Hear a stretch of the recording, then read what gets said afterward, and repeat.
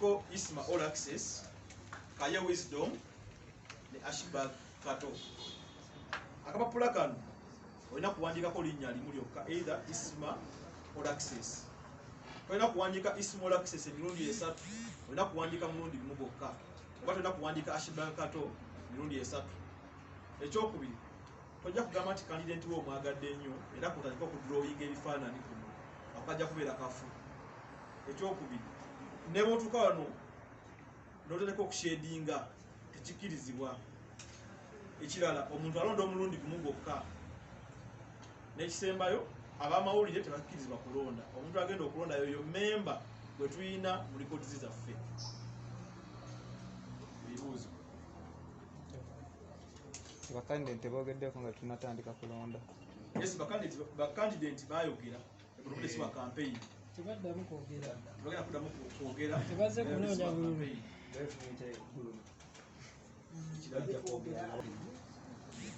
Nebananye n'essimu Isma bwanyigiri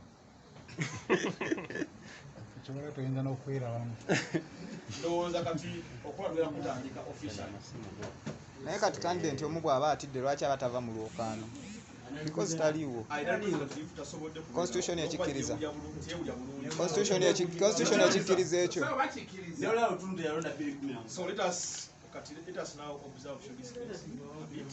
And then we're going to run abatandika okulonda be ba presidential candidate. Candidate Isma All Access.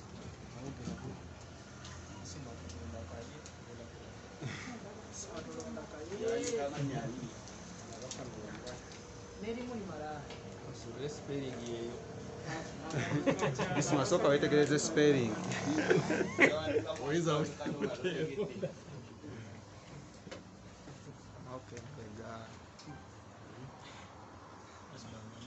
Isma nga tosabye. Ashbag Kato ali ku mazzi atidde. Mirampeke. Owayo Mirampeke.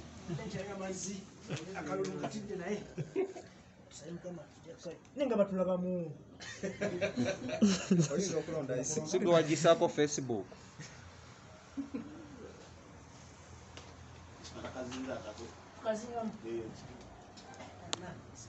Members can now also come.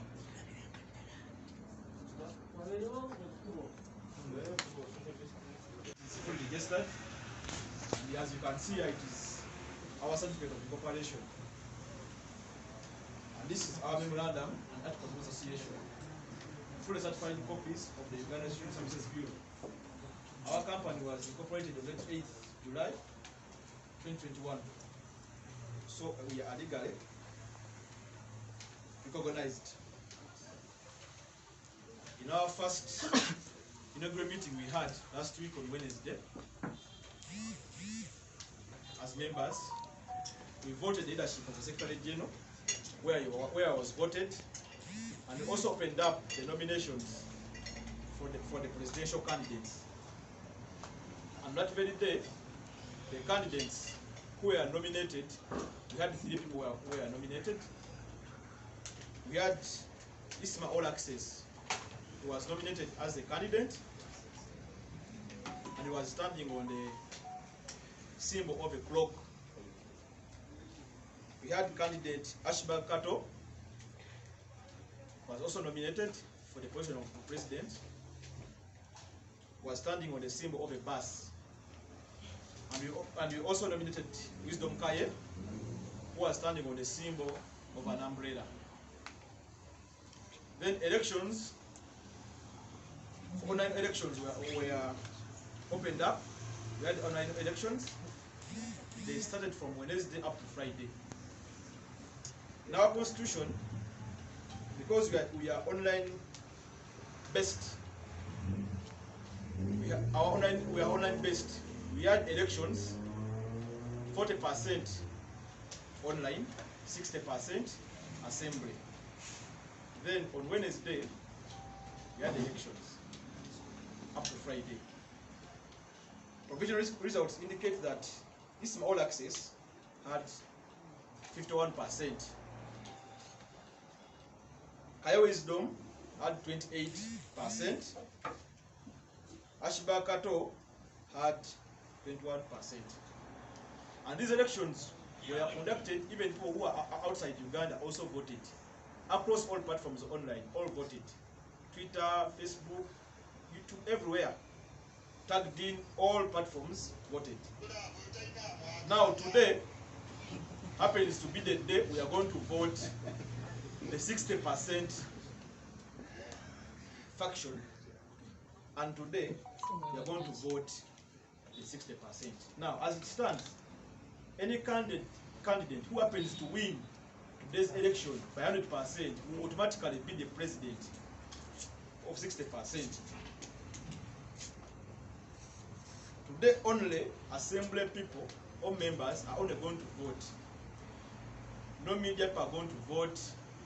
Non-members are not supposed to vote. Now let me take you quickly to the mode of voting. As you can see here, these are names of the contestants. Isma All Access, Kaya Wisdom, and Ashibag Kato. How are we going to vote? You're going to write the name of a person on this paper. You only write one name. Either write Kato, or you write Kaye, or you write All Access. Names which are not here, those will not be counted. You have to write Isma All Access, or you write All Access. If you write other names, Smile Chulio, King Kong, or you write Smanya, Red Proof, those names were not recognized here. Big Fish, what? Here, other names they have in the campaigns. Mutabani w'omulalo. And the secondly, there's no voting multiple times. They don't have supposed to write two names on the what? On the paper. You can't write Kato. You only have to write one name, Kato. Or Ashibag, as simple as that. Or Isma. You can write Isma All Access, it's okay, but you can't write Isma All Access multiple times on the paper. Secondly, there's no shading. There's no drawing on this paper. This election is going to be conducted in a free and transparent manner. You come here, you sanitize, you are following SOPs. Afterwards, you write on the paper, then put inside.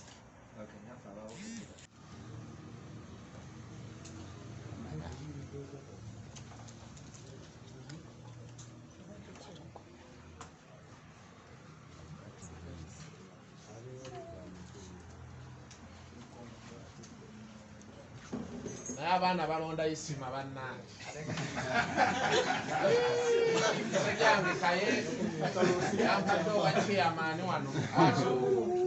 Naye otiddemu.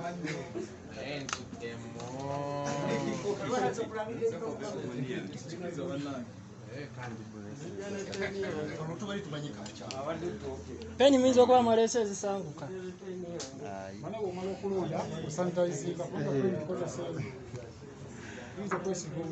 Ashibag Kato amaaso nga gatandise omumyuka. Kanya obutwa.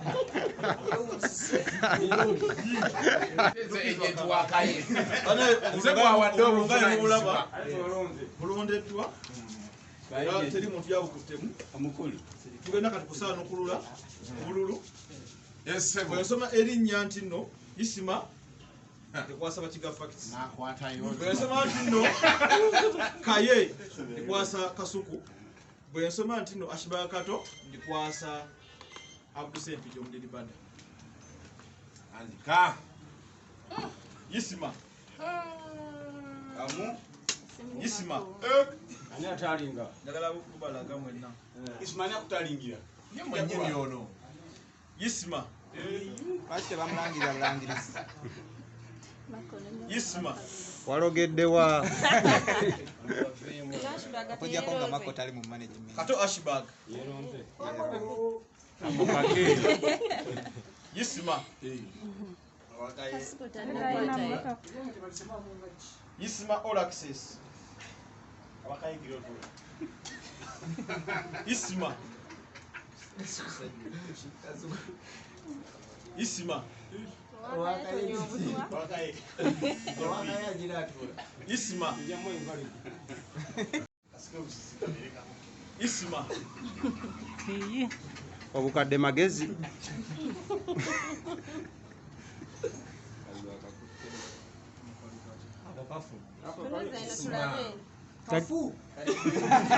Isma. ebyo byabululubuuza ba agent bali baveeko buuza agent olina kubuuza agent bano baveeko Tajja kulayira.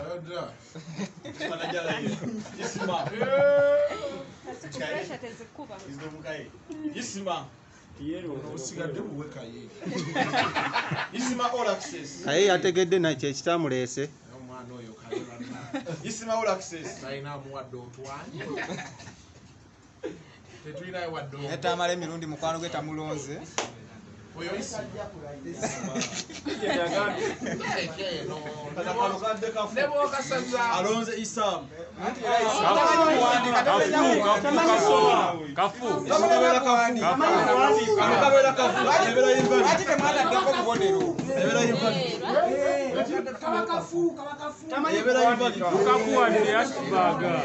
Isma. mukawaashibaga omwana ashibaga yeronze yekka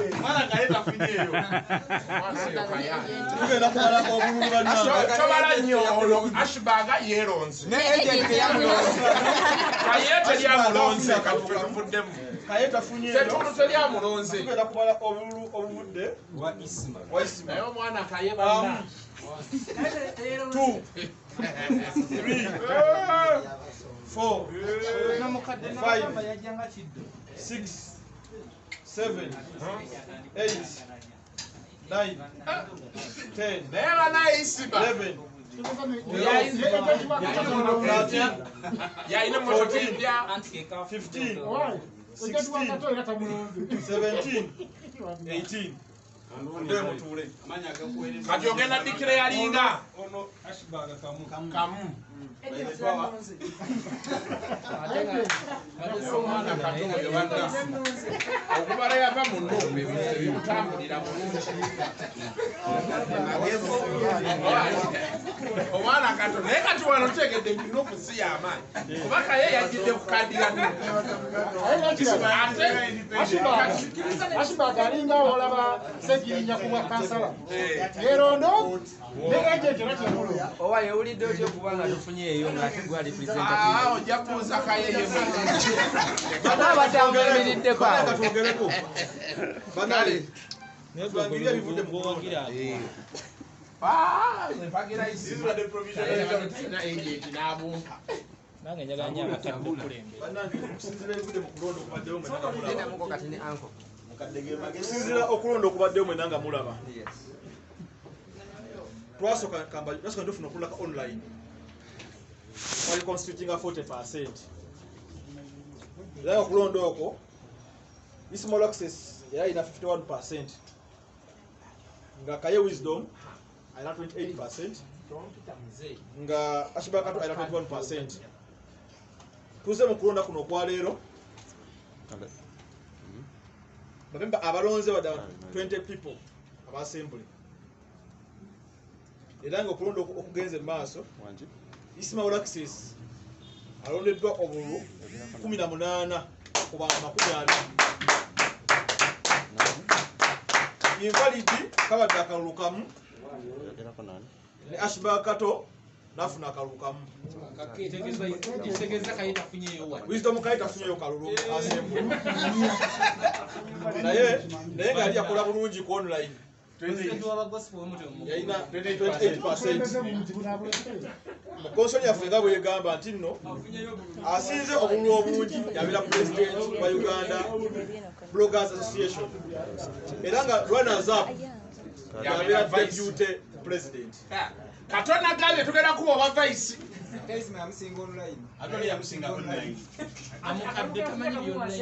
Kati njagala kulangirira era nga wenangirira njagala nkwase ne certificate incorporation y'ekibiina amateeka gatutwala katonda langira online obululu bwalimu bwa accounting 4 28 yawera eti eyo langirira ngabadde njagala kulangirira omuntu era nga bw'ogatta obululu bwafunye mu asembule n'obululu bwafunye online Isima All Access awangudde ne 83%.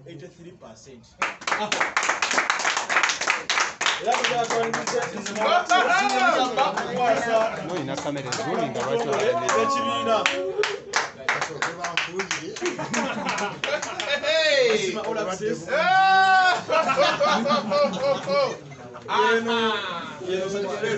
y'ekibiina certificate of corporation y'ekibiina yeegano amateeka agatutwala yatwala ne lumbu era buloga yena Isima yabeera mujja kulonda sebuyogerako eri abantu